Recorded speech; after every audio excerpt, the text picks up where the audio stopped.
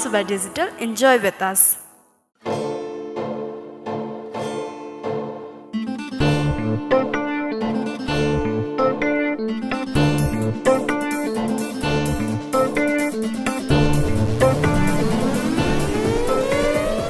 नमस्कार दर्शक वृन्द, बीएम मनोरञ्जन समाचारमा यहाँहरूलाई हार्दिक स्वागत गर्दछु।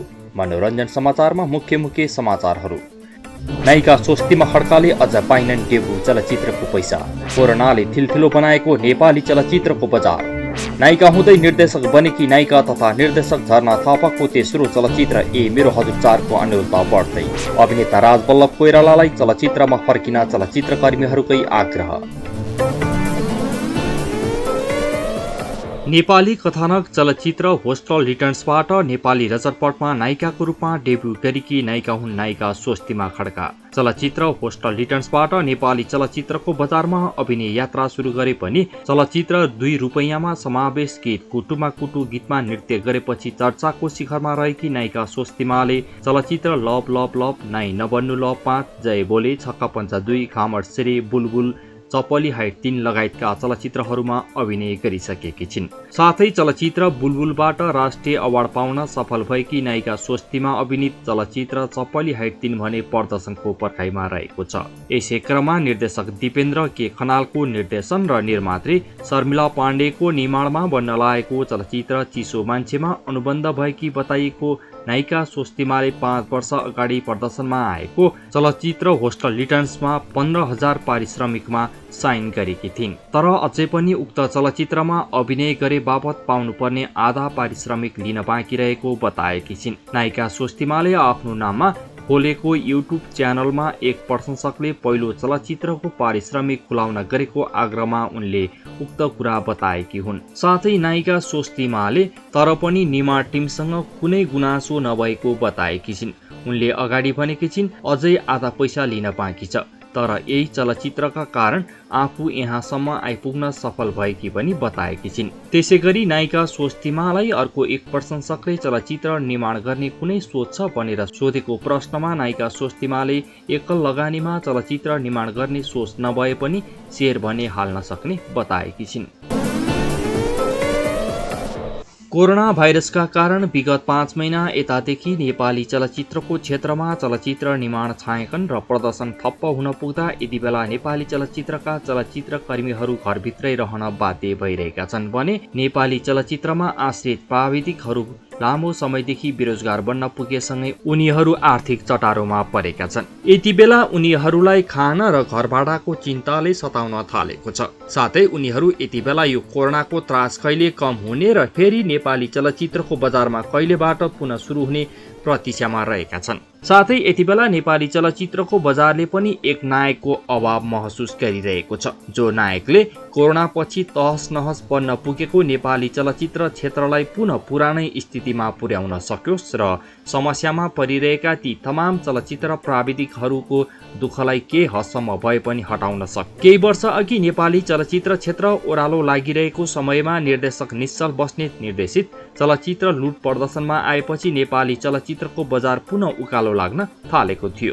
निर्देशक बस्नेतले चलचित्र लुटपछि चलचित्र टलकजङ भर्सेस टुल्के, लुट 2 जस्ता चलचित्र बनाए। तर पछिल्लो समयमा उनका केही चलचित्रहरूले नेपाली चलचित्र क्षेत्रमा विकृति निम्त्याएको आरोप पनि लाग्दै आएको छ। त्यसैगरी 2072 सालको महाभूकम्पपछि थलिएको नेपाली चलचित्र क्षेत्रलाई कलाकार निर्माता दीपक राजगिरी र उनको टिमले निर्माण गरेको चलचित्र छक्का पञ्चा सिरिज निर्देशक सुदर्शन थापाको निर्देशनमा निर्मित चलचित्र प्रेमगीत म यस्तो गीत गाउँछु, नायिका तथा निर्देशक झरना थापाको निर्देशनमा निर्मित चलचित्र ए मेरो हजुर 2 र 3 लगायतका केही चलचित्रहरूले नेपाली चलचित्र कर्मीको सङ्कटलाई केही हदसम्म भए पनि टार्न सफल भएका थिए। यसै क्रममा गत वर्षको फागुन अन्तिमबाट कोरोना भाइरसको कारण ग्रहण लाग्न पुगेको नेपाली चलचित्र क्षेत्रलाई पुनः पुरानै अवस्थामा फर्काउन सक्ने एक नायकको खोजीमा नेपाली चलचित्रको बजार रहेको हो। जसको चलचित्रले नेपाली दर्शकलाई घरबाट सिनेमा घरसम्म तान्न सकोस्। त्यसैगरी निर्माणको तयारी गरेका तर कोरोनाको कारण चलचित्र नबनाउने मनसायमा पुगेका नेपाली चलचित्रका निर्माता निर्देशकलाई पुनः चलचित्र निर्माण निर्देशन गर्न हौसला मिलोस्, जसले गर्दा चलचित्र क्षेत्रमै जीवन समर्पित गरेका हजारौं चलचित्र प्राविधिक, कलाकार, हल सञ्चालक, वितरकहरूको ओठमा खुसी साउन सकोस्। नायिका हुँदै चलचित्र ए मेरो हजुर 3बाट निर्देशन यात्रामा हात अगाडि बढाएकी नायिका हुन् नायिका तथा निर्देशक झरना थापा।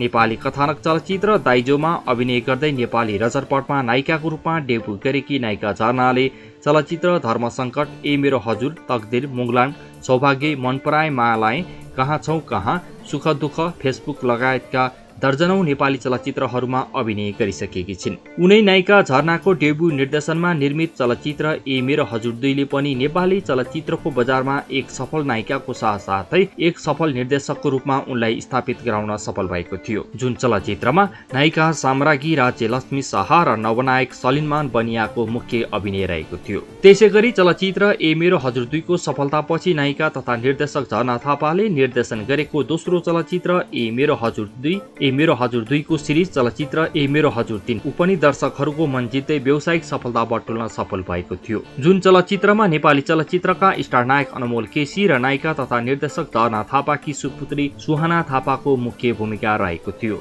सुहानाको चलचित्र ए मेरो हजुर 3 डेब्यु चलचित्र रहेको छ भने उनले डेब्यु चलचित्रबाट नै दर्शकहरूको मन जित्दै प्रशंसा बटुल्न पनि सफल हुनुका साथै अनमोल र सुहानाको जोडीलाई दर्शकहरूले निकै रुचाएका थिए।